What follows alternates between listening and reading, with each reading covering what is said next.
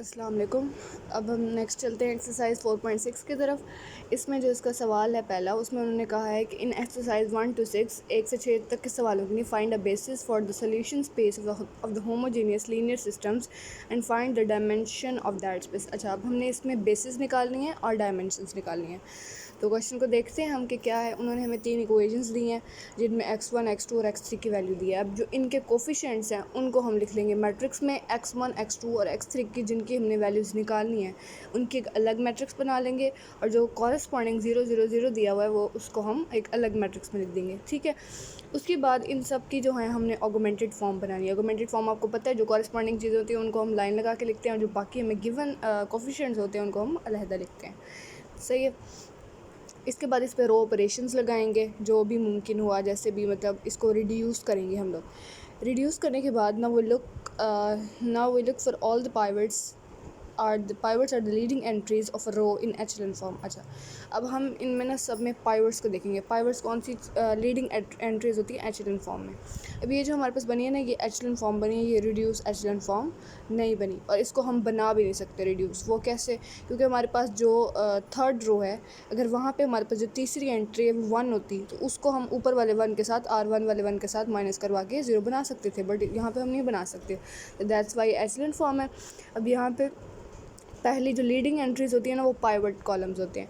ऊपर वाली में पहली लीडिंग एंट्री 1 है, नीचे वाली में लीडिंग, वो जस्ट उन्होंने बताया हुआ है कि हमने पाइवट एंट्रीज़ जो हैं वो इनको देखते हैं हम पहले। तो उसके बाद हम आगे क्वेश्चन को प्रोसीड करते हैं। Now that the first column correspond to the coordinate x1।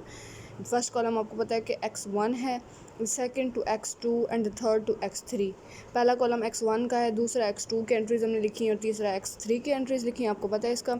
We now set each coordinate whose corresponding column does not have a pivot equal to some arbitrary named variable x3 is equal to t। अच्छा, अब देखें, अब हमारे पास x1 की भी value आ गई। ठीक है, और जो पहली रो है ना, उसमें हमारे पास उसकी भी वैल्यू है, x3 की वैल्यू है। सेकंड में हमारे पास x2 की वैल्यू, और थर्ड में हमारे पास कोई वैल्यू ही नहीं है। तो अब इक्वेशंस बनाते हैं हम। पहले इक्वेशंस को देखें। इक्वेशन में अगर हम पहली रो की इक्वेशन बनाएं तो उसकी बन रही है x1 माइनस x3। सेकंड में देखें तो x2 इज इक्वल्स टू 0, वो उसकी डायरेक्ट एक वैल्यू आ रही है, और थर्ड हमारे पास कोई है ही नहीं। अगर हम फर्स्ट वाली इक्वेशन में देखें तो ये x1 जो है वो x इक्वल टू 3, x3 जो है वो उधर जाकर प्लस हो जाएगा। तो इसका मतलब x3 x1 पे डिपेंड कर रहा है। सही है, मतलब इनकी डिपेंडेंसी के तौर पे इनकी आपस में वैल्यू आ रही है, और x2 की जो है डायरेक्ट हमारे पास 0 वैल्यू आ गई है। अगर हम अब x1 को x3 की वैल्यू तो हम कंसीडर मतलब उसको दे तो नहीं सकते ना कि x1 की वैल्यू x3 है, हमने तो उसकी वैल्यू निकालनी है। तो हम x3 को जो है वो एक सम आर्बिट्रेरी नंबर जो है वो दे देते हैं, नेम्ड वेरिएबल, आर्बिट्रेरी वेरिएबल दे देते हैं। आर्बिट्रेरी वो चीज़ होती है कि अगर हम यहाँ पे टी की कोई भी वैल्यू लगाएं, मतलब हमारे पास इन्फिनाइट मैनी सॉल्यूशंस आ जाएंगे। यहाँ पे टी के कुछ भी वैल्यू दे सकते हैं ना हम, 0 1 2 3, तो इसलिए हमने उसको एक वेरिएबल दे दिया कि यहाँ पे भाई टी है, हम यहाँ पे इसके कोई भी वैल्यू लगा सकते हैं। तो x3 को हमने, क्योंकि x3 की हमारे पास कोई स्पेसिफिक वैल्यू थी नहीं, तो इसलिए हमने उसको आर्बिट्रेरी नेम्ड वेरिएबल दे दिया, x3 is equals to T. तो यहाँ पे हम पुट करेंगे x3 के जगह x1 की वैल्यू क्या पुट करेंगे, t पुट करेंगे। तो हमारे पास x1 भी t हुआ, x3 भी t हुआ, और x2 क्या हुआ, हमारे पास 0 हुआ। तो ये हमारे पास एक मैट्रिक्स बन गई। अब इस मैट्रिक्स में से हम क्या करते हैं कि हम टी को ले लेते हैं कॉमन। टी को कॉमन लिया तो हमारे पास 1 0 1 बन गया। सही है। अब यहाँ पे हम बताएंगे hence a basis for the space is 1 0 1। अब जो बेसिस बनी है ना हमारे पास, टी को हमने कॉमन ले लिया, टी को नहीं अब काउंट करेंगे। जो एक्चुअल मैट्रिक्स बनाया ना टी को कॉमन लेके अंदर वाला, वो हमारे पास क्या है, बेसिस है।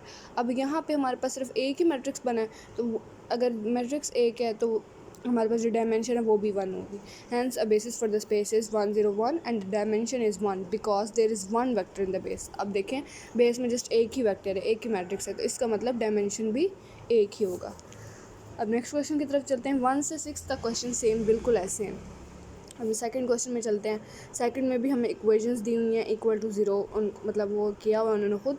अब यहाँ पे जो कोफिशिएंट्स हैं उनके मैट्रिक्स बना लेंगे, x1 x2 x3 और x4 के मैट्रिक्स बना लेंगे, और कॉरस्पॉन्डिंग 0 0 एंट्रीज लिख देंगे। अच्छा, अब हमने हमारे पास जो रोज़ हैं वो जस्ट टू हैं, तो जो हमारे पास 0 0 हैं वो भी हम यहाँ पे 2 रखेंगे, क्योंकि ज़्यादा रखेंगे तो उसका तो कोई फ़ायदा नहीं है ना। जस्ट 2 रखेंगे हम, ताकि कॉरस्पॉन्डिंग वैल्यूज़ हम निकाल सकें x1 x2 x3 and x4 की। उसके बाद इसको रिड्यूस करेंगे, जहाँ तक ये रिड्यूस होता है possible.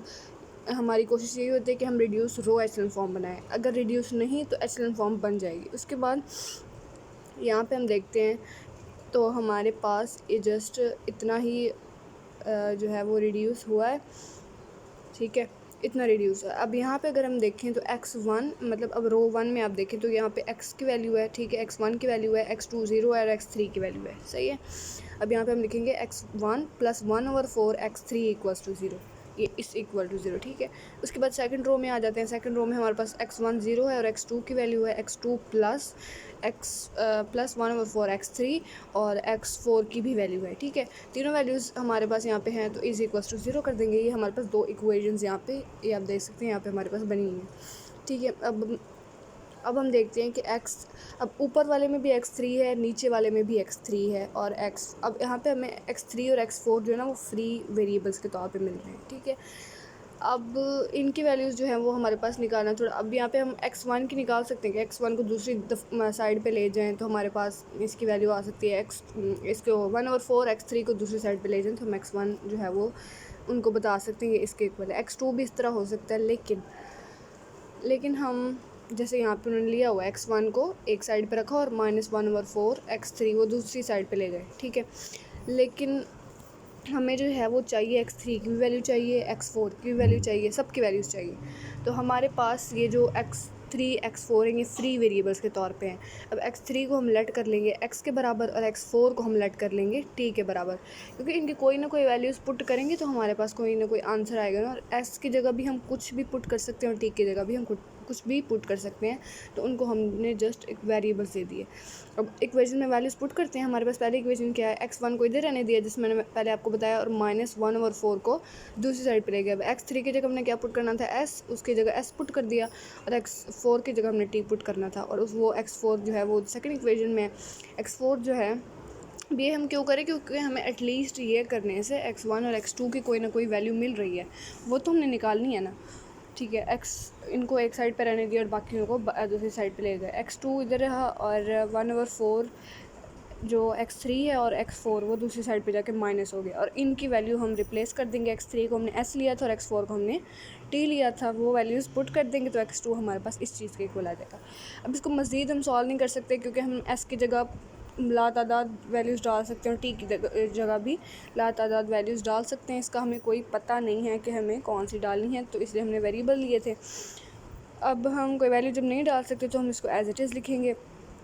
x1 x2 x3 x4 की वैल्यूज़ हम यहाँ पे लिखेंगे। अब यहाँ पे हमारे पास x1 क्या था, -1/4 s, x2 हमारे पास बना -1/4 s और -t, और हमारे पास ये बना x3 जो है वो हमारे पास s बना क्योंकि उसको हमने s कंसिडर किया था और x4 को हमने t कंसिडर किया था।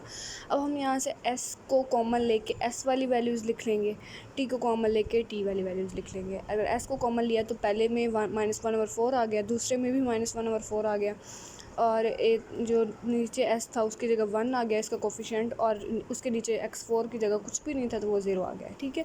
फिर t को कॉमन लेंगे, सारी t वाली वैल्यूज़ एज इट इज़ इसी तरह लिख लेंगे।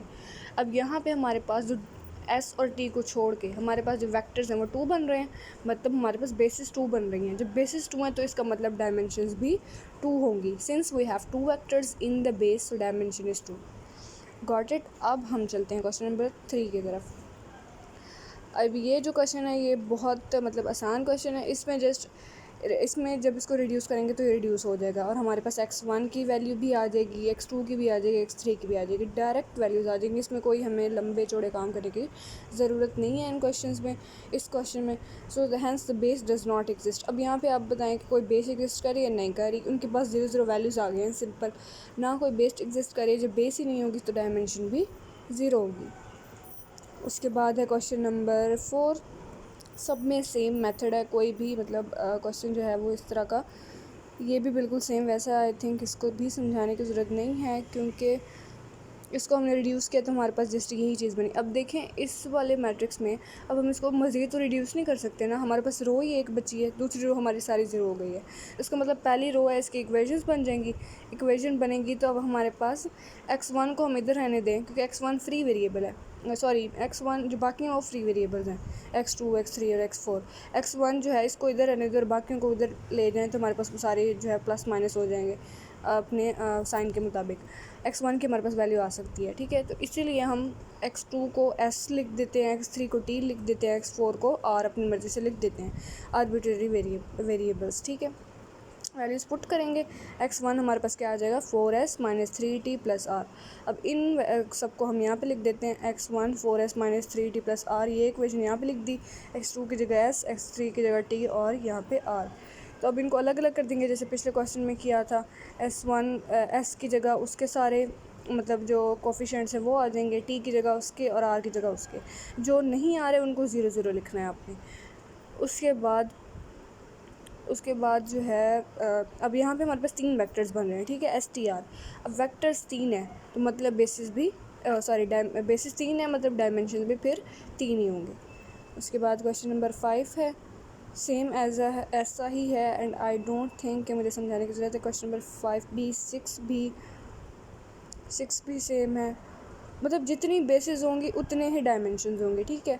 जो फ्री वेरिएबल्स हैं मतलब जिनको हम यहाँ पे नहीं छोड़ सकते, एक तो वेरिएबल होता है ना कि जिसको आप छोड़ सकते हैं उसकी वैल्यू आप निकाल, छोड़ के बाकियों को दूसरी तरफ ले जाएं उसकी वैल्यू आप निकाल सकते हैं, ठीक है। बाकी जो उसको फिर उसकी वैल्यू निकाल के फिर आगे बाकियों की भी वैल्यूज़ हमारे पास आ जाती हैं जिनको हम लेट करते हैं str के बराबर। तो ये सारा सेम है बिल्कुल, और इतने ही क्वेश्चन जिस करने थे। And thank you so much, जज़ाकल्लाह। 4.6 भी हमारे पास एंड हो गई यहाँ पे।